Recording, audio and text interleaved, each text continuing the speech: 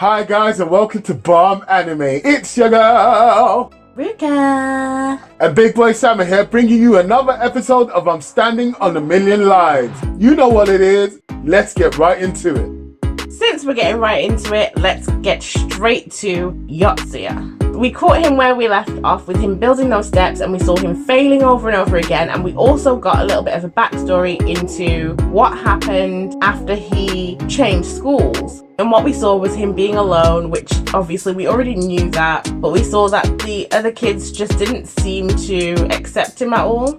I still feel like he has not put enough effort into actually making proper connections with other people. Even Shindu, who had a family of trash balls, still managed to make proper connections with others. So I still feel like he's kind of using that as a personality trait, and we see him continuing this on in this world where he keeps saying, oh, I'll do it alone, I'll do it by myself, I'll go ahead, I'll forge ahead and do it. And it's really not fully to his advantage. I feel like he needs to learn a lesson here and start relying on others and building connections. Yes, 2 people did just die, but he cannot use that as an excuse to shirk away from living his best life. I agree with Yotsuya. I feel he gets results. He gets results when he does stuff by himself. My guy was on a bottomless pit basically, and he climbed his way out of it. My guy learned all these skills because he went to train and grind by himself. I am so sorry. I know we're trying to teach him a lesson here, but I like Yotsuya exactly how he is. Now, does that mean that there's no room for growth? Of course not. My guy could grow, he could learn to rely on others a little bit, but I don't want it to take away from what is quintessentially Yotsuya. Because unfortunately, in this circumstance, he is the strongest, he is the best, and he's the one that's always coming up with the ideas. If someone else would put their lips in the situation and be like, yo, you know what, I think we should do it this way, like when Hakasaki did it and they followed her, they will gladly follow them. But it's always come down to, what does Yotsuya think? And then when he makes a decision, them girls are upset with him. I don't get it, fam. I think Yotsuya is amazing. And I know you didn't say you don't like him, and I know it sounds like I'm ranting at you, but it's not you, Rika.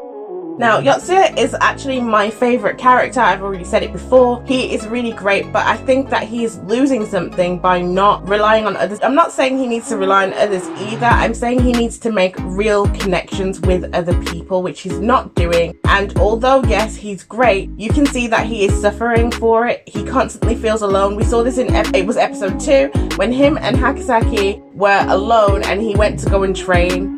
It wasn't all rainbows for him going off to train by himself, and he's said a couple of times throughout this series, oh, I guess I'm alone again. And if you've not noticed the light shade that he's been giving Yuka this whole time, for instance, he said, I would put my life on the line for Shindu and Hakasaki, and Yuka was like, oh, you're not going to say me? And he just aired her.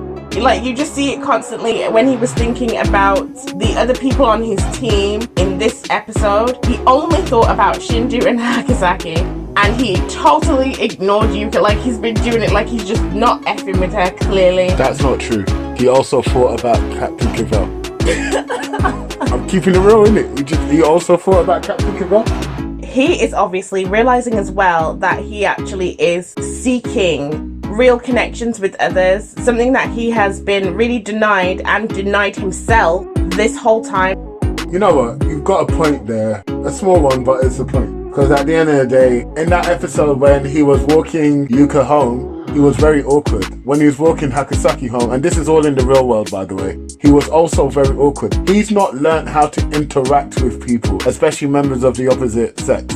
It's a bit shameful that he hasn't learned how to talk to people. And yes, as you said, it's partly his fault and partly not. But we did see a little bit of a turning point. He went down into the water without hesitation to go and save Captain Cavell. I don't know if that was a turning point, to be honest, because yes, he said, things about their lives not mattering too much. But these people can all regenerate. Captain Cavell cannot. He already saw the other two people who he had built a friendship with, who also ended up passing away, and he couldn't do anything about it. They're gone forever. So really, if you are weighing up the lives of him and his team versus the other people that they're getting to know, then the people they're getting to know's lives are worth more because their deaths are final.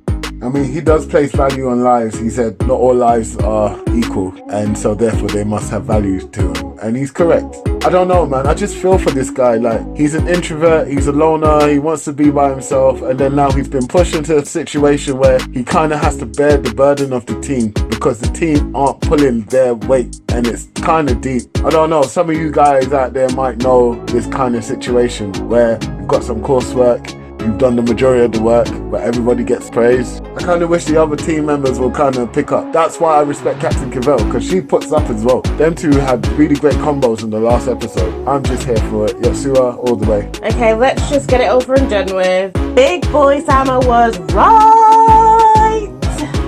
What was I right about? Oh my god, I don't have to say it. Obviously. Okay, so you were saying in, I think it was the last episode or the episode before, that you were sensing a vibe between Captain Cavell and Yotsuya, and that there was a little bit of a ship vibe, and I was like, nah, I don't see it. And then here we have her, you know, planting those lips. Without his consent. I'm kidding. Sort of. He was asleep, we couldn't say no. It was nice to see that side of Cavell, not just a one-dimensional killing machine. And also, when we saw the flashbacks into how she was training Shindu and stuff, you actually saw Cavell be a more well-rounded character. So maybe she might be a permanent stay, even if it's for this mission. We might see her in the next mission. I hope so, because I really like her character. And Yotsuya did go to bat to make sure she was okay. I do not think that she's going to stick around, and here's why. In episode 2, they had the mission where they had to save the village, which they did, and now when they came to do this mission, the whole village was derelict, and they said that the village had been that way for such a long time. So obviously the passage of time is very different here to the real world, and every time they go to the real world and come back, a bunch of time has passed. So I really feel like as soon as this mission is over, they're never going to see her again. It would be lovely to see her more because I do really like her. I wish she could be one of the characters. I mean, swap her out with Yuka, but you know, whatever, I digress. Let's get to Shindu because she really showed up and showed out this episode.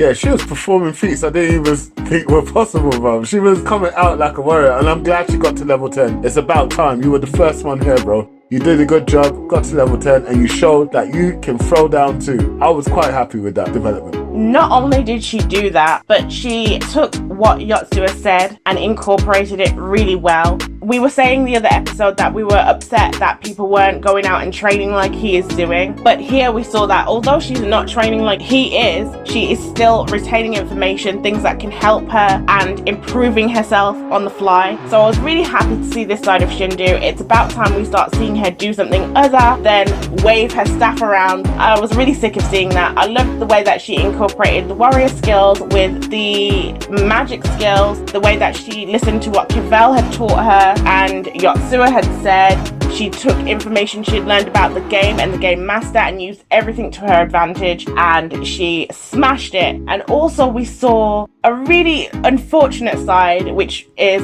the fact that the stats that they get in this world translate to the real world, and she lost a bunch of abilities. The thing that she has spent her entire life working on, she can't even really do anymore. Yeah, that was sad. That was really unfortunate. But Shindu, she gonna bounce back. We know what Shindu's like, so I'm looking forward to that. We also saw a new determination from her as well. It's almost like she decided that she's going to take her life into her own hands instead of allowing the people that are around her to be her only sole use of strength. This is exactly what I wanted to see. The removal of Yotsuya from the group and seeing other people come and step up. Unfortunately, we did not see the same from Hakasaki and Yuka. They just sat there in the back, playing around with the bats like complete buffoons. I won't have you come for my girl Hakasaki. say what you want about Yuka. She had a handicap to start off in the first place, so she gets a bye. She can stand in the side at this time. Next episode, probably not, but Yuka on the other hand, with all that big talk, what the hell have you been doing? You've been criticizing everyone else. Remember last episode? I remember you, B, but you didn't do nothing. So maybe you do need Yotsura, and you might need to treat him a little better, and then he might think about you when he's, thinking about who he's gonna give his life for. No. We are on episode 7 of a 12 episode season. We're not doing that today. Hagasaki sat there in the back, waving her sword around. I don't know what the hell she was doing. She didn't even kill one bat. Not even one bat did she kill. We are on episode 7. I expected to see way more from her. She can't do some progress in one episode and then fall right back to her useless self again. She wasn't even putting in the effort. She wasn't using the long sword, so you cannot say that it was because it was too heavy. She was using the other sword, so she should have been able to kill at least a couple of the bats. The bats weren't even lethal or anything like that, to be honest, but at least do something. Where is her level? Why hasn't she leveled up? Where the hell is it? I'm waiting to see something come through. Sorry, Ruka, my bad. Can we move on now? Let's move on. Yotsura came up with a realization or something. And it's something you said earlier, remember? Yes, that was something I was talking about in one of the other episodes. It was in terms of this quest and the goods. I was saying that I don't think that the goods were the people, but that they should still save the people, and that the quest itself was more like a test to see what kind of people they were and to see what they would pick, and that the quests were more open than we thought that they were. And as we've seen here, Yotsura's just come to the exact same conclusion that I was coming to. The game master didn't give them real specifics, and when they really think about it, anything could be the goods. That made sense when you said it, and the fact that you had that foresight to see it then, well done, Ruka. Thank you. But I'm itching to find out what's going on now. We're not going to see the full 10 people in this season. At the moment, we've got 4 people and we're on episode 7. Like I said, it's only a 12 episode season, so I don't think we're going to see all 10 people. Otherwise, I'm going to be quite disappointed because it's going to start to feel a bit too rushed if they start just throwing characters in there. And one thing that I think that this anime is good at is building the characters and giving them a strong backstory and a strong base, whether you like them or not. F Yuka. F Yuka. We'll be back again talking about this next week. Let us know what you think in the comments. And don't forget to like, subscribe, and share. Peace.